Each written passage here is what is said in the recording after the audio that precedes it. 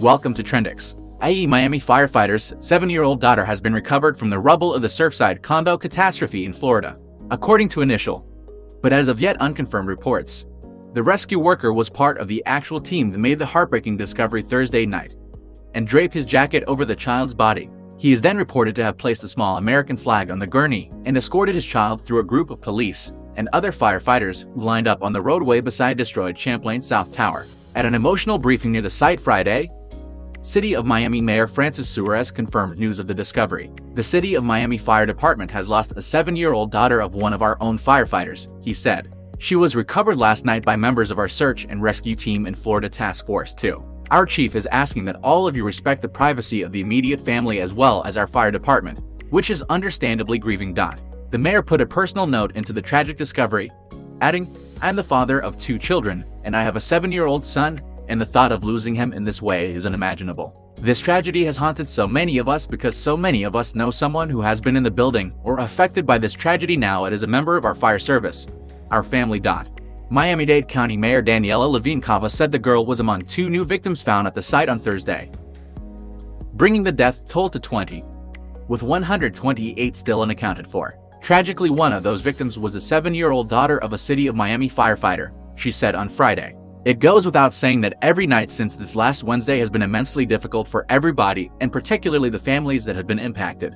But last night was completely different. It was truly different, and more difficult for our first responders. These men and women are paying an enormous human toll every day. They truly represent the very best in all of us. We need to be there for them, as they are here for us.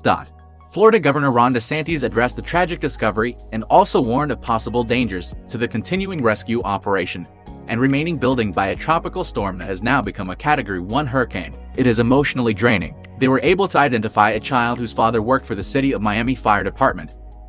And these are tough days, he said.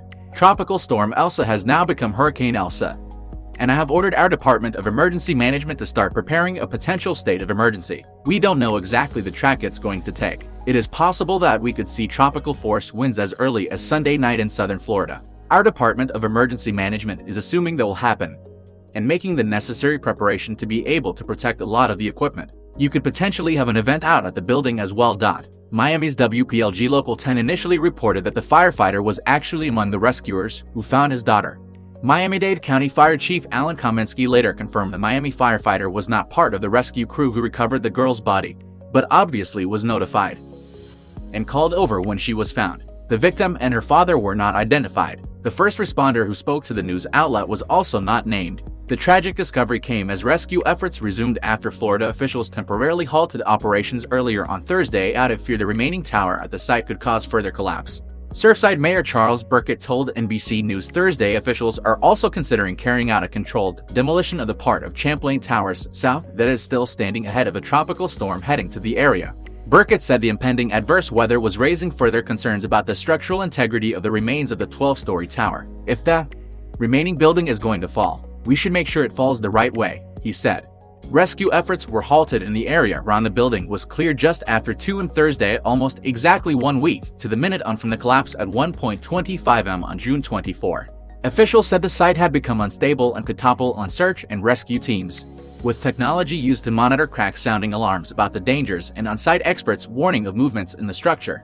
Structural engineer Scott Nashman, who is working at the site with FEMA, told the families desperately waiting for news about their loved ones demolition was an option. "One of our concepts of operations is exactly what you're talking about," Nashman said, according to Miami New Times. "And the reason it hasn't been possibly pursued further at this point is we didn't want to cause any more damage or destruction to the individuals who are trapped in the low portion. We're now getting to a point in the operation where we're exploring the next phase. One of those possibilities, a very highly likely possibility, is what you just discussed. However, demolishing the building could hamper the search further by adding more rubble for teams to wade through and posing a greater risk to anyone who may still be alive in the rubble," the engineer said.